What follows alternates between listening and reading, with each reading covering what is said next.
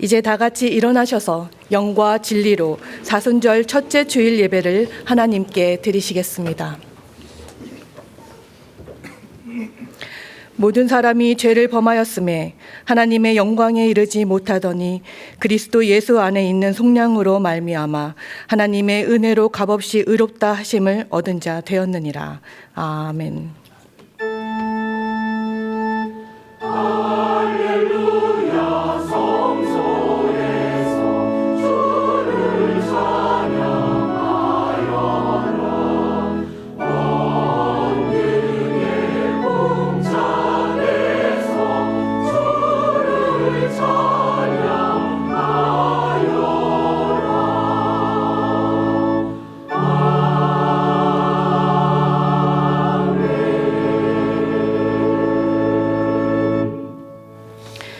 하나님 아버지, 저희는 자주 저희가 꽤 괜찮은 사람인 듯, 이 정도면 잘 살고 있는 사람인 듯 여기지만 사실 한꺼풀만 벗겨보면 그 안에 죄로 인한 상처, 어두움, 두려움, 교만이 가득한 사람입니다. 그럼에도 불구하고 겉으로는 깨끗한 척, 아무 문제 없는 척, 심지어 그 모습에 저희 스스로도 속고 삽니다. 주여, 이런 저희를 긍휼히 여겨 주시옵소서. 저희의 힘으로는 저희를 묶고 있는 이 사슬을 단 하나도 풀 수 없습니다. 오직 죄 없으신 예수 그리스도의 보혈로 말미암아 저희의 어두움을 무색하게 하는 하나님의 사랑과 은혜에 푹 잠기게 하셨사오니 주여, 저희가 이 은혜와 사랑을 놓지 않게 하여 주시옵소서. 매일마다 느끼고 경험하고 더 충만해지게 하여 주시옵소서. 저희를 위해서 얼마나 큰 것을 치르셨는지 잊지 않게 하여 주시옵소서. 그 큰 은혜를 되새기며 찬양하며 주를 찬양합니다.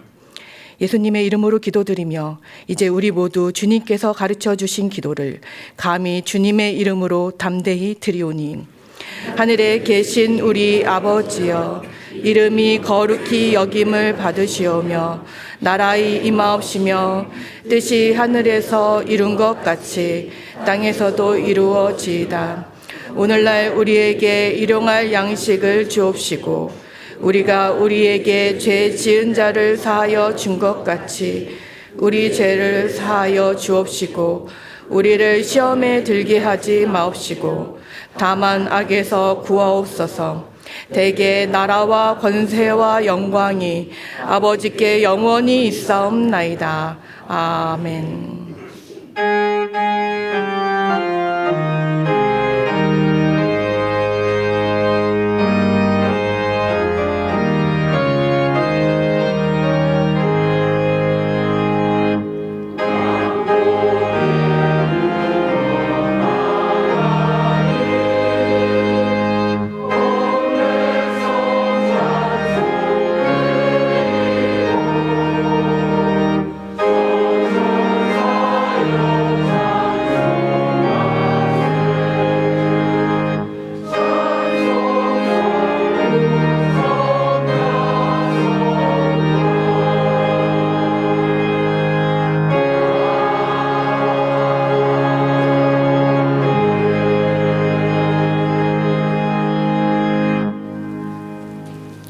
교독문 124번을 함께 교독하시겠습니다. 교독문 124번입니다.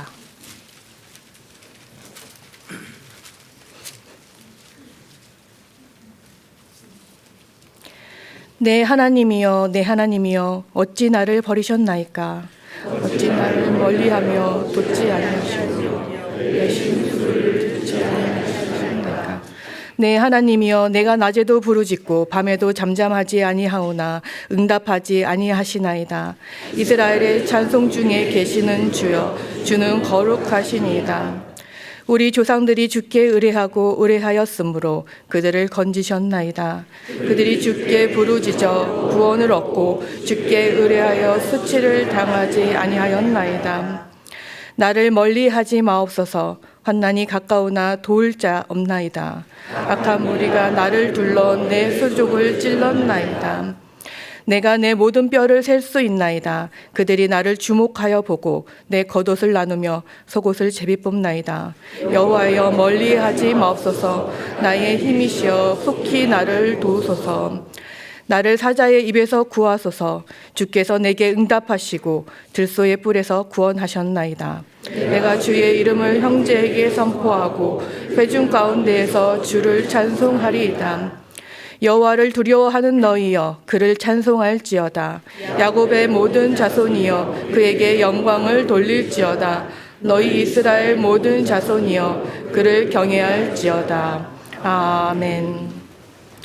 전능하사 천지를 만드신 하나님 아버지를 내가 믿사오며 그 외아들 우리 주 예수 그리스도를 믿사오니 이는 성령으로 잉태하사 동정녀 마리아에게 나시고 본디오 빌라도에게 고난을 받으사 십자가에 못 박혀 죽으시고 장사한 지 사흘 만에 죽은 자 가운데서 다시 살아나시며 하늘에 오르사 전능하신 하나님 우편에 앉아 계시다가 저리로서 산자와 죽은 자를 심판하러 오시리라. 성령을 믿사오며 거룩한 공예와 성도가 서로 교통하는 것과 죄를 사하여 주시는 것과 몸이 다시 사는 것과 영원히 사는 것을 믿사옵나이다. 아멘.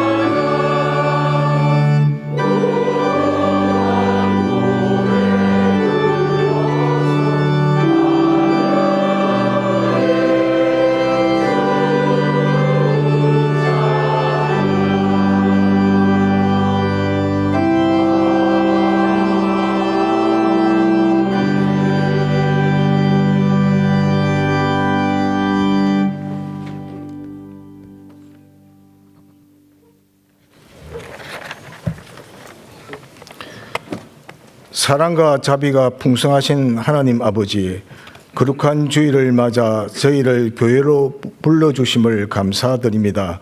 지난 한 주간도 주님의 은혜로 살아가게 하시고 이 시간 마음과 정성을 다하여 예배드리게 하시니 감사합니다. 그러나 우리 삶을 돌아볼 때 말과 행동과 생각으로 주님의 뜻에 온전히 순종하지 못했던 순간들을 고백합니다. 예수 그리스도의 십자가 보혈로 저희를 깨끗하게 하시고 새로운 마음과 믿음으로 주님 앞에 서게 하여 주시옵소서. 하나님, 올해 우리 교회에 주신 표 내 신을 벗으라는 말씀을 붙듭니다. 모세가 거룩한 땅에서 신을 벗었듯이 저희도 교만과 죄의 습관을 벗어버리고 거룩함과 순종으로 하나님을 만나는 한 해가 되게 하시옵소서. 우리 교회가 양화진 외국인 선교사 미용과 한국 기독교 선교자 기념관을 잘 관리 운영하게 하시며 한국 기독교 100년의 신앙과 정신을 잇고 기독교 200년을 향한 바른 길닦기 사명을 다하게 하시옵소서. 하나님, 세계 곳곳에 분쟁과 자국 우선주의, 기후 문제 등 불안과 혼란 가운데 있는 이 땅에 주님의 정의와 자비가 임하게 하시옵소서. 특히 전쟁으로 인해 수많은 생명이 희생되고 가정과 사회가 무너져 여전히 두려움과 고통 속에 살아가는 이들을 기억하여 주시며 전쟁의 참혹함을 멈추게 하시고 화해와 평화의 길이 열리게 하시옵소서. 하나님께서 이 나라의 분열과 갈등을 불쌍히 여겨 주시옵소서. 지역과 인연 간의 갈등, 계층 간의 갈등 속에서 서로를 향한 미움과 정죄가 커지고 있습니다. 주님, 서로가 다름을 틀림으로 여기지 않고 정의와 공의 위에 사랑이 세워지게 하시며 지도자들에게는 지혜와 분별력을 주셔서 국민을 섬기며 바른 길로 인도하여 주시옵소서. 이 시간 정한전 목사님을 통하여 선포되는 말씀 가운데 성령께서 역사하셔서 사순절 첫째 주일을 맞이하는 저희의 심령이 세워지게 하시고 십자가의 사랑을 삶으로 살아내게 하옵소서.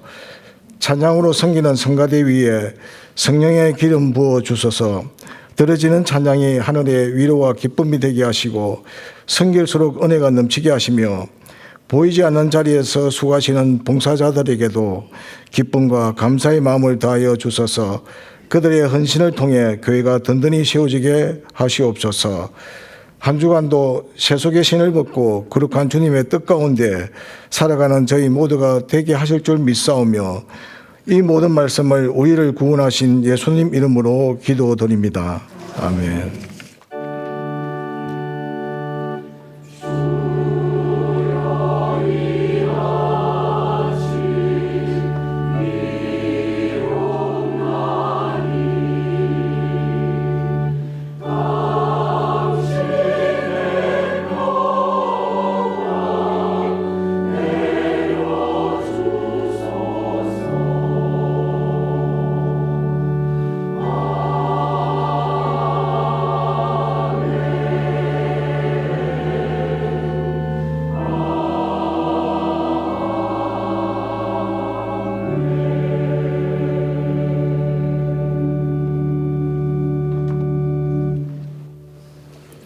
교회 소식을 알려드리겠습니다. 오늘은 주님의 고난을 묵상하며 부활을 기리는 사순절 첫째 주일입니다. 사순절의 예전색은 보라색입니다. 제58회 유아 세례식이 오늘 오후 6시에 홍보관 예배실에서 있습니다. 주일 양화진 봉사관 지하 1층을 친교 공간으로 사용합니다. 예배 후 교우님들과 교회 학교 학부모님들은 친교 및 대기 장소로 이용하실 수 있습니다. 금요 기도회 장소가 변경되었습니다. 매주 금요일 오후 8시 30분에 양화진 봉사관 2층 예배실에서 진행됩니다. 이번 달에 등록하신 새가족을 환영하며 목회 행정 담임 목사님과의 교제 및 양화진 홀을 관람하는 새가족 맞이가 다음 주일 2부 예배 후에 있습니다. 1월에 등록하신 교우님들의 많은 참석을 부탁드립니다. 다음 주일은 나눔주일입니다. 나눔 물품은 마포구의 합정동, 망원동, 성산동, 이웃 및 기관을 위해 사용됩니다. 교우님들의 많은 참여 부탁드립니다. 정한조 목사님이 인도하는 제31기 새신자반과 제30기 성숙자반, 제25기 사명자반이 3월 3일부터 10주 동안 매주 화요일 오후 8시와 수요일 오전 10시에 무료로 개설됩니다. 예수 그리스도 안에서 바른 삶을 살기 원하시는 분은 누구든지 참여할 수 있습니다. 안내에 비치된 신청서를 제출하시거나 홈페이지 신청 및 안내에서 신청해 주시기 바랍니다. 화요일 사명자반 강의는 현장과 온라인으로 정한조 목사님이 직접 인도하며 그 외 강의는 온라인으로 진행됩니다. 3월부터 각종 프로그램과 성경 공부가 진행됩니다. 안내에 비치된 신청서를 제출하시거나 홈페이지 신청 및 안내에서 신청해 주시기 바랍니다. 제59회 세례교식 및 성찬식이 4월 1일 수요일 오후 7시 30분에 홍보관 예배실에서 있습니다. 세례 또는 입교를 원하시는 분은 안내에 비치된 신청서를 제출하시거나 홈페이지 신청 및 안내에서 신청해 주시기 바랍니다. 신청자는 2회 교육에 참석해야 하며 새신자반을 이수하신 분은 교육과정이 면제됩니다. 나머지 교회 소식은 주보를 참고해 주시기 바랍니다.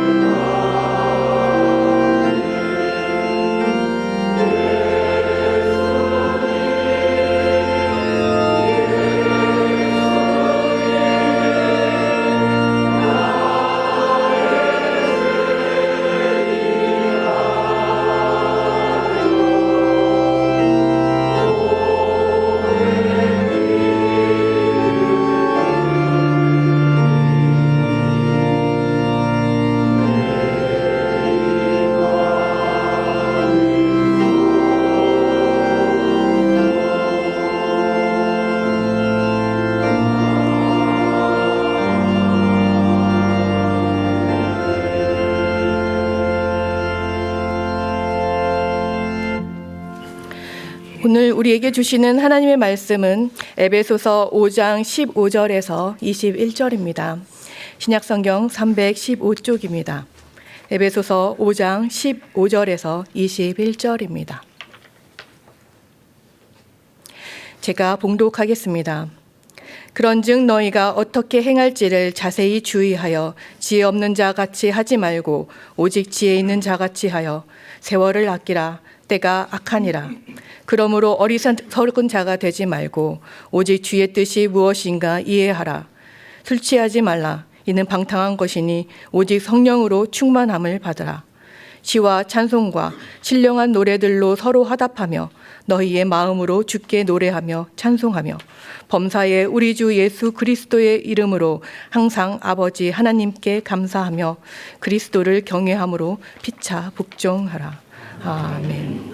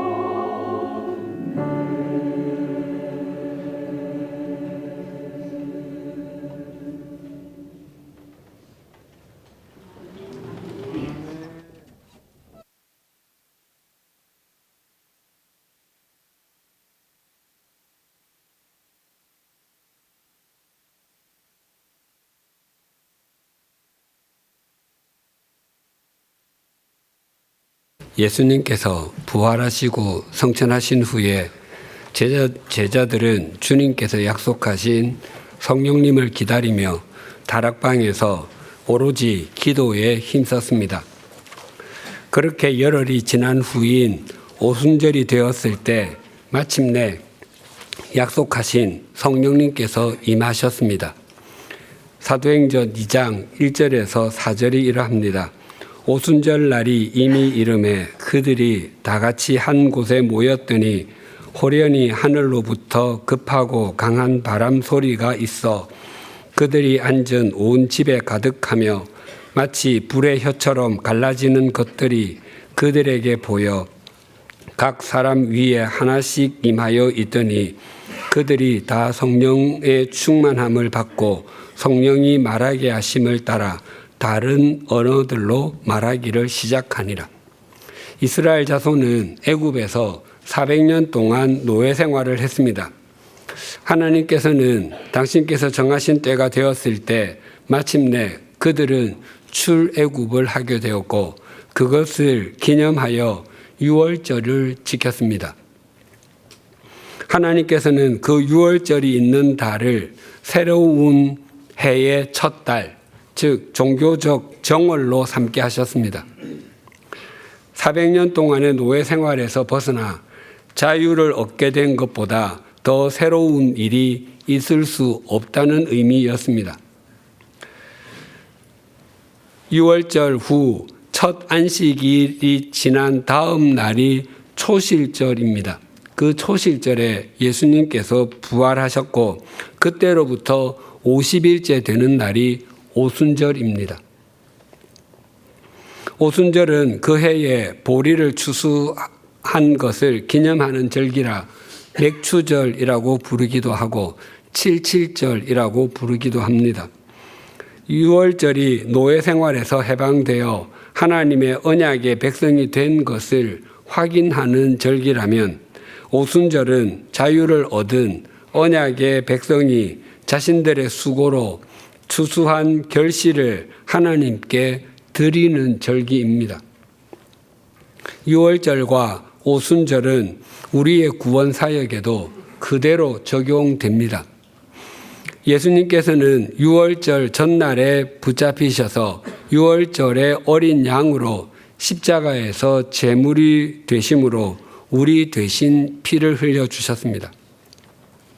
그래서 우리는 죄와 사망의 노예 상태에서 해방되어 영원한 생명을 얻게 되었고 하나님 나라의 시민이 되었습니다.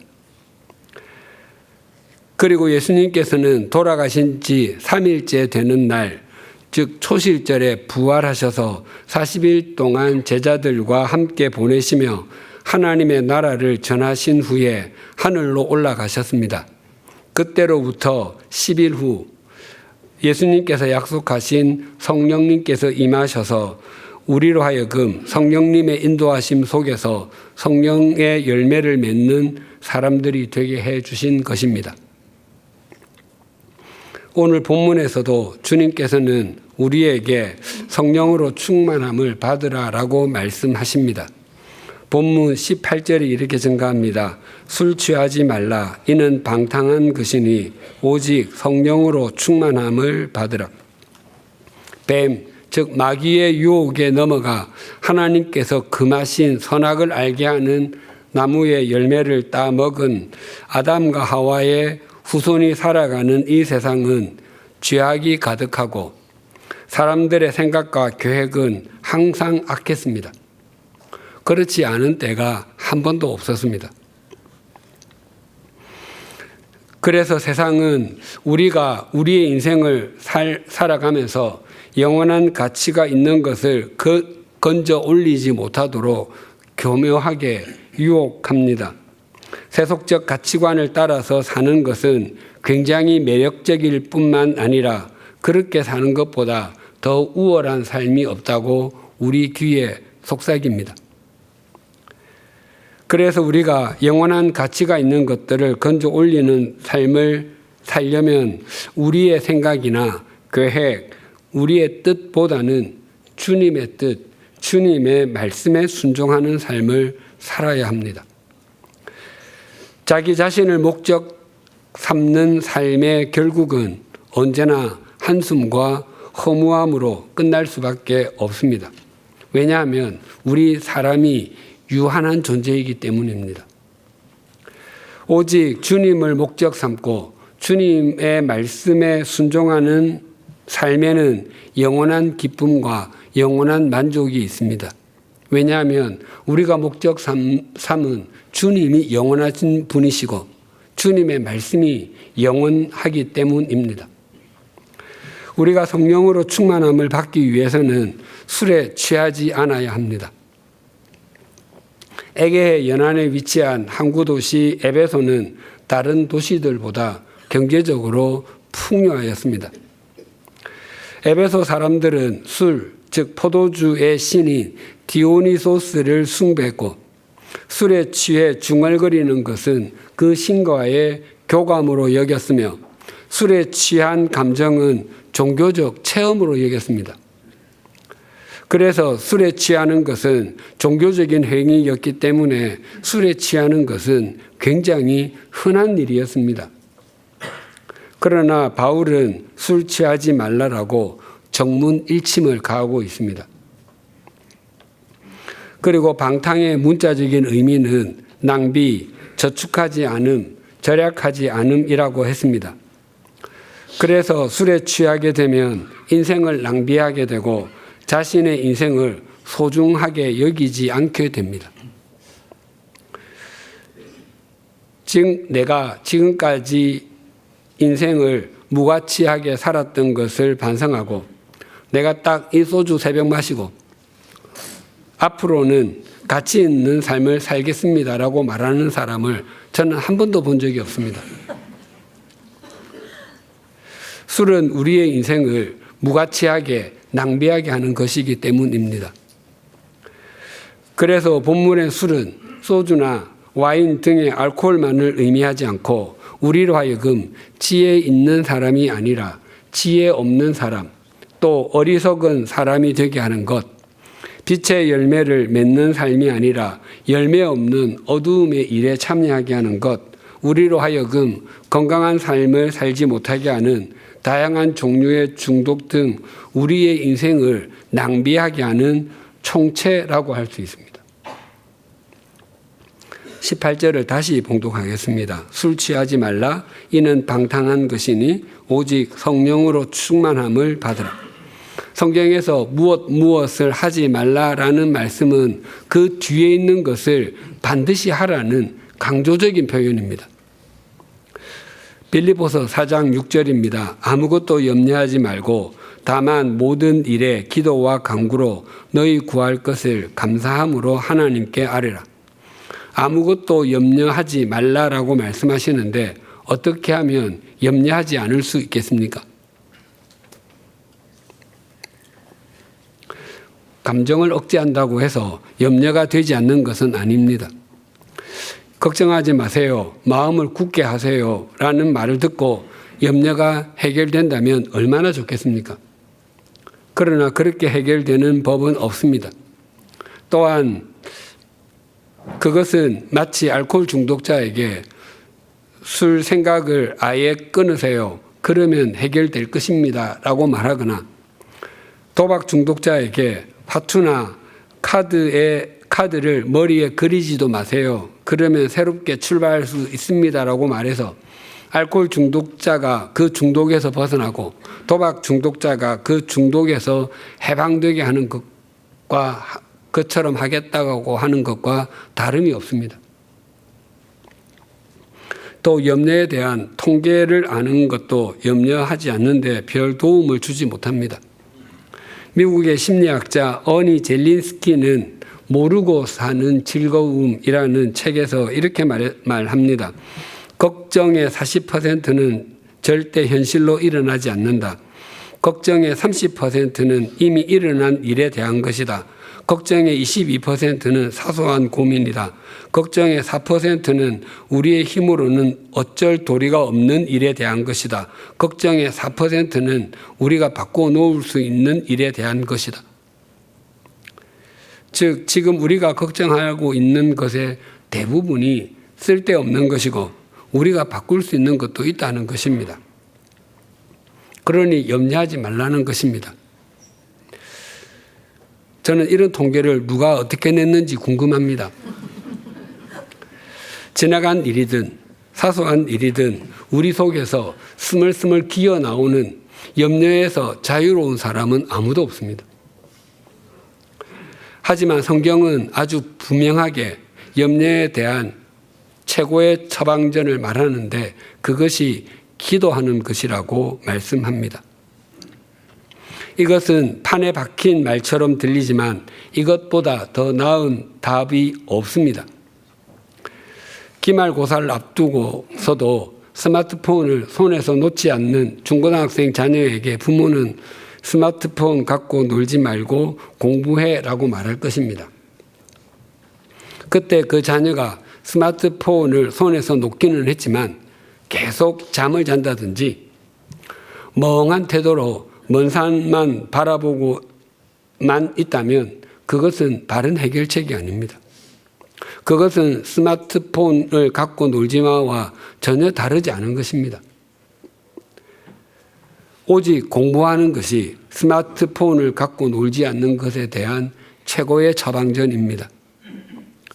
염려를 하지 않는다고 해서 아무 생각을 하지 않는다든지 잠을 잔다든지 엉뚱한 일로 시간을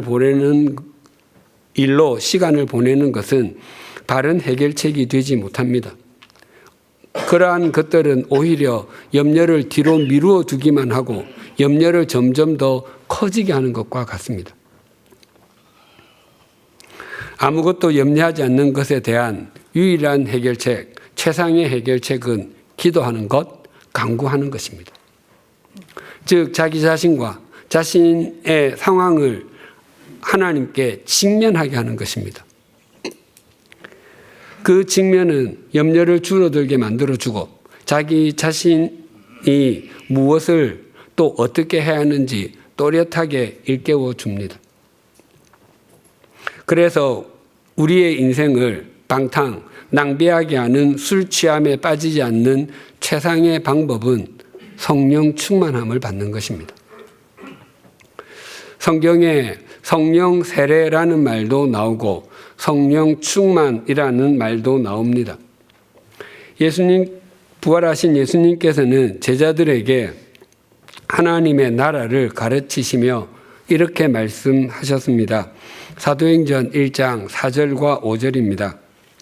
사도와 함께 모이사 그들에게 분부하여 이르시되 예루살렘을 떠나지 말고 내게서 들은 바 아버지께서 약속하신 것을 기다리라. 요한은 물로 세례를 베풀었으나 너희는 몇 날이 못되어 성령으로 세례를 받으리라 하셨느니라. 예수님께서는 제자들에게 성령으로 받는 세례를 약속하셨습니다. 오순절에 다락방에 성령님께서 임하셨을 때 급하고 강한 바람 같은 소리가 들리기도 하고 불의 혀처럼 갈라지는 것들이 보이기도 하였습니다. 그래서 제자들은 서로 다른 언어, 그들이 배우지 않은 언어로 말을 할 줄 알게 되었습니다. 그런데 이 말씀만 보고 성령으로 세례를 받게 되면 그것을 받은 사람에게서 여러 가지 신비한 현상, 초월적인 능력이 나타나야 한다고 주장하는 사람이 있습니다. 그런데 예수님께서 공생애를 시작하시며 세례자 요한에게 세례를 받으실 때는 이러하였습니다. 마태복음 3장 16절입니다. 예수께서 세례를 받으시고 곧 물에서 올라오실새 하늘이 열리고 하나님의 성령이 비둘기같이 내려 자기 위에 임하심을 보시더니 예수님께서 세례를 받으실 때 성령님께서 비둘기처럼 임하셨지만 급하고 강한 바람 같은 소리도 들리지 않았고 불의 혀처럼 갈라지는 일이 보이는 것도 없었습니다. 성령님께서 우리에게 임하실 때 급하고 강한 바람 같은 소리나 불의 혀처럼 갈라지는 신비한 현상이 있었거나 비둘기가 내려앉는 것 같은 느낌이 있었는지는 중요하지 않습니다. 하나님께서는 우리를 다르게 지으셨기 때문에 우리는 다르게 임하시는 성령님을 체험했고, 그래서 오늘 이 예배의 자리에 있으며 교회는 성령으로 세례받은 사람들의 공동체가 되었습니다. 중요한 것은 성령 충만은 여러 번 일어나는 일이지만 성령 세례는 일회적인 사건이라는 것입니다. 또한 전적으로 성령님께서 역사하시는 것입니다. 그래서 성경은 성령으로 세례를 받기를 강구하라라고 결코 말하지 않습니다. 과거 부흥사 중에 성령으로 세례를 받으라라고 말하는 사람이 있곤 했는데 그것은 바르지 않습니다. 성령 세례와 성령 충만의 관계는 결혼식과 결혼 생활의 관계와 비슷합니다. 결혼식은 배우자와 한 번 행하는 예식입니다. 가끔 결혼 10주년, 25주년 등의 리마인딩 결혼식을 기념을 하는 경우가 있기는 하지만 진짜 결혼식은 한 번 하는 것입니다. 그러나 결혼 생활은 계속 지속되는 것입니다. 서로에 대한 사랑과 신뢰가 더 깊어지고 더 풍성해져야 하고 부족한 부분은 채워가고 잘못된 부분은 잘라가야 합니다. 그래야 사랑이 가득한 결혼 생활이 됩니다. 성령 세례와 성령 충만도 이와 비슷합니다. 그리스도를 알지 못했던 사람이 그리스도를 구주로 고백하고 물로 세례를 평생 한 번 받듯이 성령 세례도 한 번 받는 것입니다. 기회가 있을 때마다 성령 세례를 반복해서 받으려고 하는 것은 자신의 배우자와 매년 또는 6개월에 한 번씩 결혼식을 반복해서 갖겠다는 것만큼이나 어처구니가 없는 일입니다. 우리는 이미 성령 세례를 받았기 때문에 이제 우리에게 남아있는 것은 성령 충만한 삶을 반복해서 사는 것입니다. 또 성령의 인치심이라는 말도 있습니다. 에베소서 1장 13절입니다. 그 안에서 너희도 진리의 말씀 곧 너희의 구원의 복음을 듣고 그 안에서 또한 믿어 약속의 성령으로 인치심을 받았으니 성령의 인치심은 성령 세례와 같은 사건으로 구원받은 그리스도인이 하나님께 속했음을 증명하는 도장이나 보증서와 같습니다. 그래서 성령의 인치심도 성령 세례와 같이 일회적인 사건입니다. 그리고 성경에서는 두 종류의 성령 충만에 대해서 말씀하고 있습니다. 첫 번째는 특별한 사역을 위한 성령 충만입니다. 성막에 쓰이는 여러 기구를 만드는데 쓰임을 받은 사람 중에 부살렐이라는 사람이 있습니다. 그에 대해서 이렇게 말씀합니다. 출애굽기 31장 1절에서 5절입니다. 여호와께서 모세에게 말씀하여 이르시되 내가 유다 지파 훌의 손자요 우리의 아들인 부살렐을 지명하여 부르고 하나님의 영을 그에게 충만하게 하여 지혜와 총명과 지식과 여러 가지 재주로 정교한 일을 연구하여 금과 은과 노수로 만들게 하며 보석을 깎아 물리며 여러 가지 기술로 나무를 새겨 만들게 하리라. 하나님께서 부살렐에게 금, 은, 놋, 보석, 나무 등의 재료로 여러 가지 기구를 만들 수 있는 능력을 주셨습니다. 그리고 특별히 성막에 필요한 기구를 만들 때는 하나님의 영, 성령을 충만하게 하여서 그 일을 더욱 잘 감당하게 하셨습니다. 특별한 사역을 위해서 성령 충만을 받은 대표적인 사람은 세례자 요한입니다. 누가복음 1장 15절과 16절입니다. 이는 그가 주 앞에 큰 자가 되며 포도주나 독한 술을 마시지 아니하며 모태로부터 성령의 충만함을 받아 이스라엘 자손을 주 곧 그들의 하나님께로 많이 돌아오게 하겠습니다. 세례자 요한은 예수님께서 오시는 길을 준비하는 것을 소명으로 받고 태어났습니다. 그 일을 위해서 어머니 뱃속에 있을 때부터 성령 충만함을 받았다고 합니다. 그리고 나시린처럼 헌신된 삶을 살기 위해서 독주나 포도주를 마셔서 알코올의 지배를 받지 않고 성령으로 충만하여져서 성령님의 다스림을 받아 많은 이스라엘 자손을 하나님께로 돌아오게 하는 사역을 감당할 것이라고 합니다.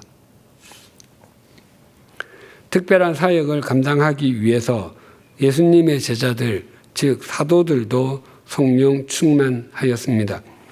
사도행전 4장 8절에서 12절입니다. 이에 베드로가 성령 충만하여 이르되 백성의 관리들과 장로들아 만일 병자에게 행한 착한 일에 대하여 이 사람이 어떻게 구원을 받았느냐고 오늘 우리에게 질문한다면 너희와 모든 이스라엘 백성들은 알라. 너희가 십자가에 못 박고 하나님이 죽은 자 가운데서 살리신 나사렛 예수 그리스도의 이름으로 이 사람이 건강하게 되어 너희 앞에 섰느니라. 이 예수는 너희 건축자들의 버린 돌로서 집 모퉁이의 머릿돌이 되었느니라. 다른 이로서는 구원을 받을 수 없나니 천하 사람 중에 구원을 받을 만한 다른 이름을 우리에게 주신 일이 없음이라 하였더라. 사도 베드로는 불과 얼마 전까지만 해도 이런 모습의 사람이 아니었습니다. 베드로는 예수님께서 신문을 당하실 때 제자로서 당당하게 나선 것이 아니라 예수님을 3번 부인했습니다.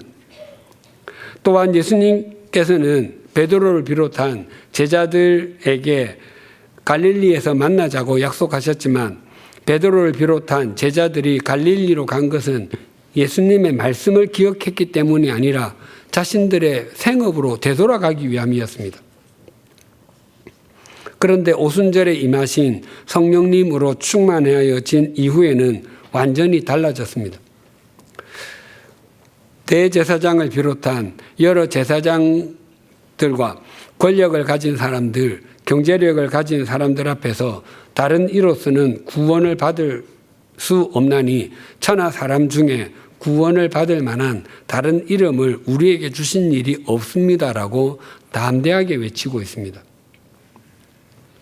이처럼 특별한 사역을 위해서 어떤 사람에게 성령님께서 충만하게 해 주실 수 있습니다. 그리고 그 충만함은 그 사역이 끝나고 나면 사라집니다. 제가 신학대학원 1학년 여름부터 사역을 주님의 교회 고등부에서 시작했습니다. 제가 사역을 시작하고 한 달 후에 3박 4일 고등부 여름 수련회가 있었습니다. 교역자로서의 첫 여름 수련회라 무엇부터 준비해야 하는지, 어떻게 준비해야 하는지, 얼마나 준비해야 하는지를 잘 몰랐습니다. 그 수련회가 끝나고 나서 제대로 감당하지 못했다는 생각이 들자 한동안 눌림이 있었습니다. 그래서 다음 수련회인 겨울 수련회에는 정말 제대로 준비해서 제대로 섬겨야 되겠다고 생각하고 신학대학교 안에 있는 기도탑에 올라가서 참 많이 매달려 기도를 드렸습니다. 그 겨울 수련회는 그 교사들과 준비 기도회를 할 때부터 성령님께서 굉장히 많이 역사해 주셨습니다.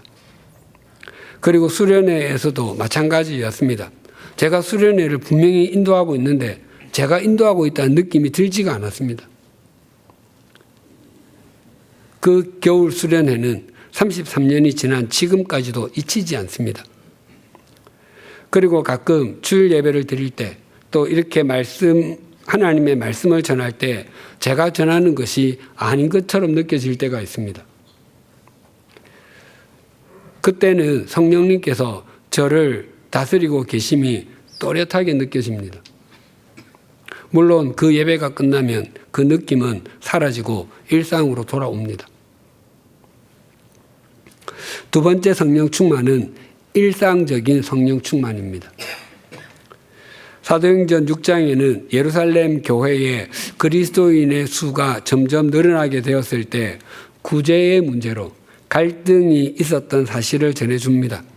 교회에서 혼자 된 여인들에게 음식을 나누어 주었는데 본래부터 예루살렘을 비롯한 유대에 살았던 여인들에게는 음식이 나누어졌지만 해외에서 돌아와 사는 여인들에게는 음식이 나누어지지 않는 일이 있었던 것입니다. 그래서 사도들은 그 나눔의 일을 제대로 하기 위해서 사람을 세우기로 했습니다. 사도행전 6장 3절에서 6절입니다. 형제들아 너희 가운데서 성령과 지혜가 충만하여 칭찬받는 사람 7을 택하라.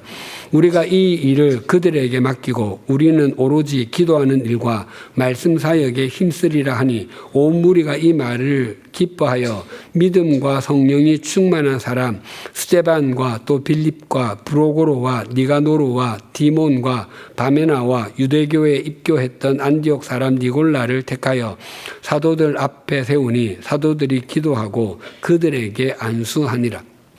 구제하는 즉 음식을 나누는 일을 잘하기 위해서 스데반과 빌립을 비롯한 7명을 세웠습니다. 그런데 그들은 성령이 충만한 사람이었다고 합니다. 그 뽑힌 사람들은 특별한 사역을 감당하기 위해서 성령이 충만해졌던 것이 아니라 성령 충만했기 때문에 세움을 받을 수가 있었습니다. 이렇게 뽑힌 사람 중에 스데반이 가장 먼저 순교했습니다. 그가 순교하는 장면을 이렇게 말씀합니다. 사도행전 7장 55절과 56절입니다. 스데반이 성령 충만하여 하늘을 우러러 주목하여 하나님의 영광과 및 예수께서 하나님 우편에 서신 것을 보고 말하되 보라 하늘이 열리고 인자가 하나님 우편에 서신 것을 보노라 한대. 스데반은 구제로 섬기는 일에 세움을 받을 때도 성령 충만하였고 순교를 당할 때도 성령 충만하였다고 합니다. 스데반은 일상에서 성령 충만했던 것입니다.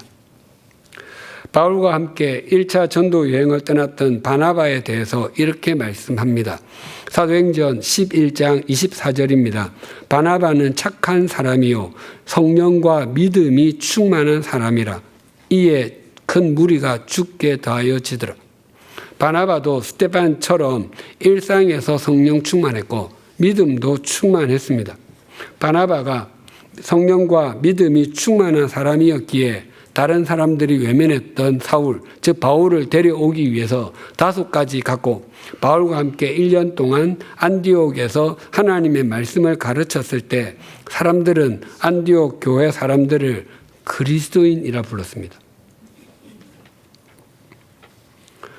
본문 18절을 다시 봉독하겠습니다. 술 취하지 말라. 이는 방탕한 것이니 오직 성령으로 충만함을 받으라.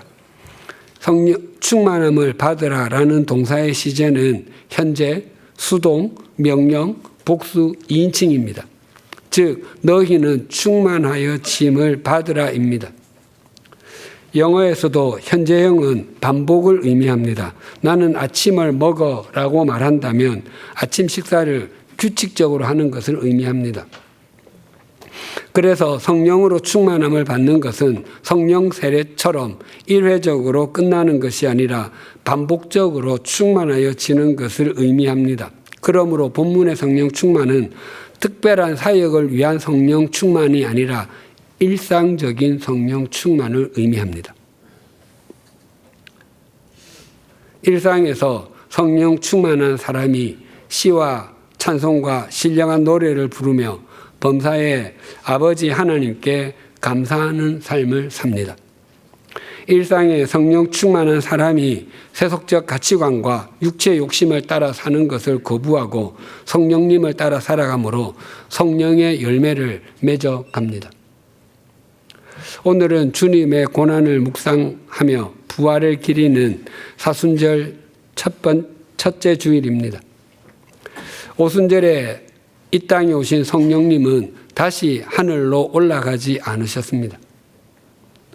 바로 우리와 함께 계시고 우리 속에서 역사하고 계십니다. 우리가 우리의 신을 벗으려고 하지 않고 우리의 욕망과 세속적 가치관을 따라 살려 했던 것을 이 참회의 절기에 회개하고 돌이키십시다. 그리고 우리를 위해서 말할 수 없는 탄식으로 간구해 주시는 성령님께 감사하십시다. 우리가 오늘 이 예배의 자리에 있다고 하는 것은 우리가 성령 세례를 받은 사람인 것을 확인해 줍니다. 그렇다면 이제 우리에게 남은 것은 성령으로 충만함을 받는 것입니다. 우리 모두 성령님의 인도하심에 순종하고 주님의 말씀을 지키며 살아가십시다. 우리가 성령 충만한 삶을 살아낼수록 우리는 더욱더 주님의 신실한 통로로 살아갈 수 있습니다.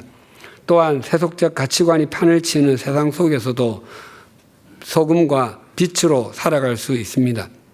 언제나 중요한 것은 우리가 무엇으로 충만하는가입니다. 우리가 성령님으로 충만할 때 우리는 우리의 인생을 영원한 가치가 있도록 건져 올릴 수 있습니다. 기도하시겠습니다.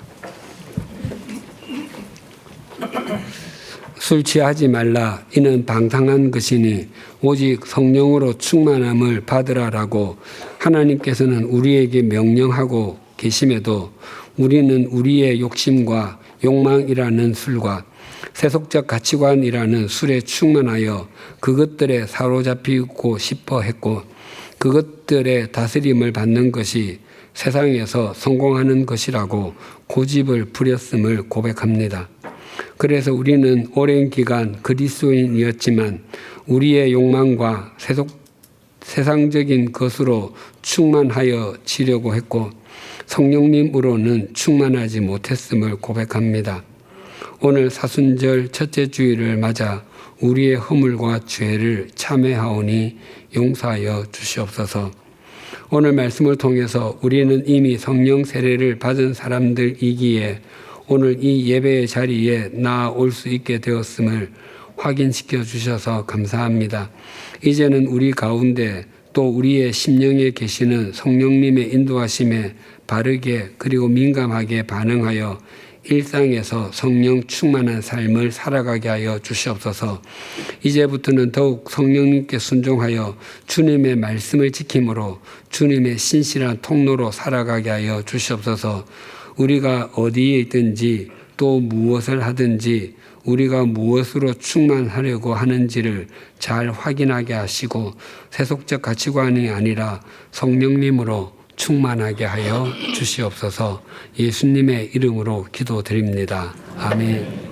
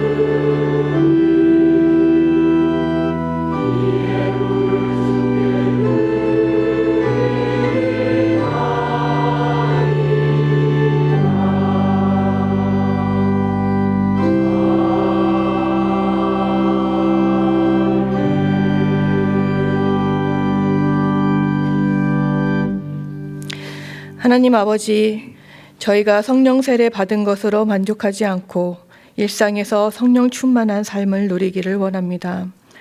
예전에 이런 기적을 경험했네, 이런 역사가 있었네, 과거의 은혜로 사는 것이 아니라 오늘 성령님과의 긴밀한 교제로 기쁨과 감사를 누리는 삶이 되기를 원합니다.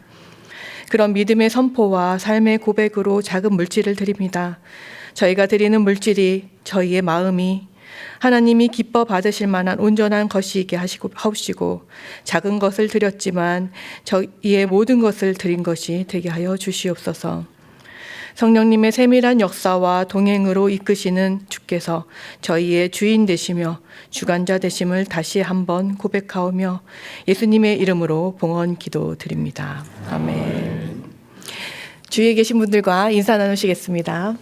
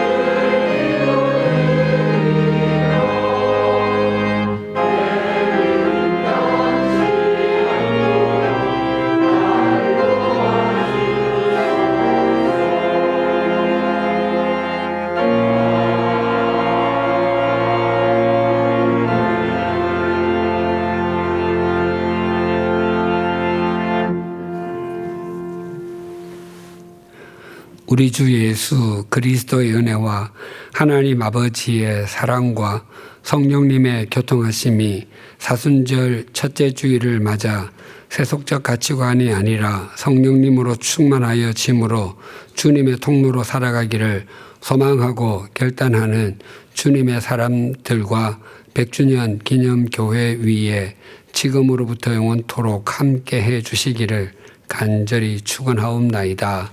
아멘.